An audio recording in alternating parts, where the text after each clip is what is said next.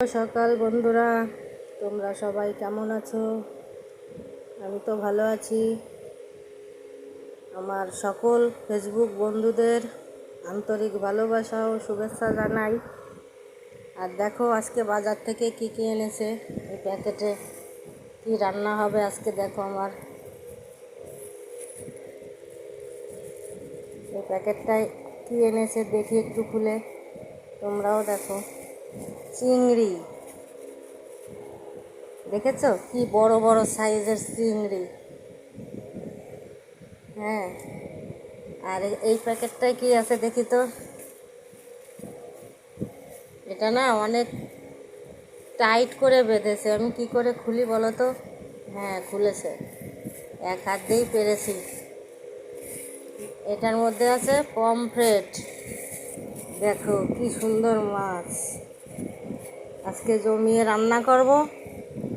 সবার নিমন্ত্রণ থাকলো দুপুরে খাওয়ার জন্য। হ্যাঁ, আর সঙ্গে হবে বেগুন ভাজা। এটা দিয়ে কী পদ হবে আমি এখনও জানি না। আমার বর যদি যেটা রান্না করতে বলে তাই করব, এখনও বলতে পারছি না এটা দিয়ে কী করব। তবে এটা দিয়ে বেগুন দিয়েও ঝাল করতে পারি, আলু বেগুন দিয়ে, আর শুধু মশলা দিয়েও করতে পারি। এখনও কিছু বলতে পারছি না, রান্না যখন করব আবার দেখাবো। তো প্রথমে আমি মাছগুলোকে ভালো করে কেটে নিই, কেটে বেছে ধুয়ে তারপরে রান্না করব। আজকে রান্নাটা জমিয়ে করবো, দুপুরের মাছ এসেছে বাড়িতে। তোমাদের সঙ্গে আমার গল্প করতে খুবই ভালো লাগে।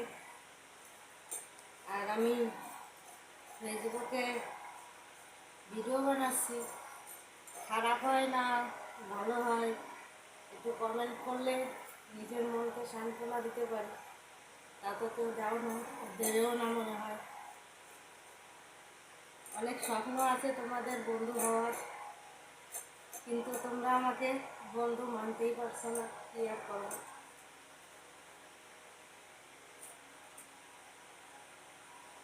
বন্ধু মনে করলে সুন্দর সুন্দর রান্না করে খাওয়াবো।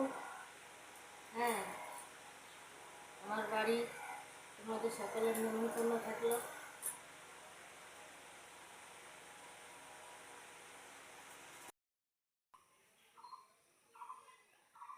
দেখো আজকের আকাশটা মেঘলা, ঝিরিঝিরি বৃষ্টিও পড়ছে। আর আজকে আমি যা যা রান্না করছি সেটা কেটে বেছে নিয়ে এসেছি। এখন দেখো এইটা দিয়ে, এই লথি দিয়ে হবে এই পমফ্রেট মাছ, আর এই চিংড়িটা দিয়ে হবে এই যে শোলা কচু কেটে রেখেছি, উড়ে গেল। শোলা কচু কেটে রেখেছি, এটা দুধ দিয়ে করব। তো দেখতে থাকো আমার রান্না বান্না। আর এটা ভাজা করব কাঁকরোল, আর সঙ্গে আছে বটবটি ভাজা। এতগুলো রান্না আজকে আমাকে করতে হবে। রান্না বান্না শেষ করি, পরে আবার দেখাবো। আমার রান্নার জায়গাটা হয়তো তোমাদের কারোর পছন্দ নাও হতে পারে, কী আর করবো। তোমাদের মতো সাজানো গোছানো রান্নাঘর আমার নেই, আমরা গরিব মানুষ। তাই কাঠে, এই যে কাঠে, এই উনুনে আমি রান্না করি। আর ভালো জায়গা নিয়ে বড় কথা নয়, রান্নার জায়গা ভালো হোক আর না হোক, রান্নাটা বড় কথা। রান্নাটা সুন্দর হলে তবেই সব কিছু সুন্দর। জায়গা সুন্দর হলে কি হবে। আর আমি এখানে আমার রান্নাঘরকে অন্নপূর্ণার মন্দির মনে করি। মা অন্নপূর্ণা এখানে বাস করে। যেমনভাবে আমাকে রান্না করাচ্ছে আমি তেমনভাবে রান্নাটা করছি। আর ভালো রান্না করি কি খারাপ রান্না করি যাচাই করতে হলে আমার রান্নাটা চেখে দেখতে হবে।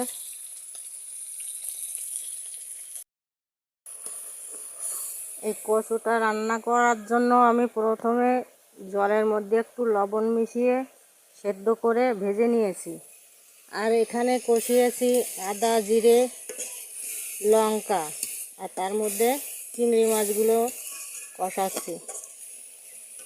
এবার এটা কষানো হয়ে গেলে কচুটা ঢেলে দেবো, একটু জল দেবো সামান্য। জলটা ফুটে গেলে নামানোর একটুখানি আগে গুঁড়ো দুধটা মিশিয়ে দেবো। এখানে গরুর দুধ দিলেও হয়, আমি দেবো এই দুধ, গুঁড়ো দুধ। দেখো প্রায় আমার মশলাটা কষানো হয়ে গেছে।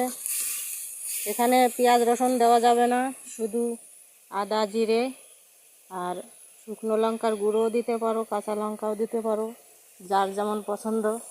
আমি শুকনো লঙ্কার গুঁড়ো দিয়েছি কালারটা সুন্দর হবে বলে। এইভাবে নেড়ে চেড়ে কিছুক্ষণ কষিয়ে জল দিয়ে দেবো।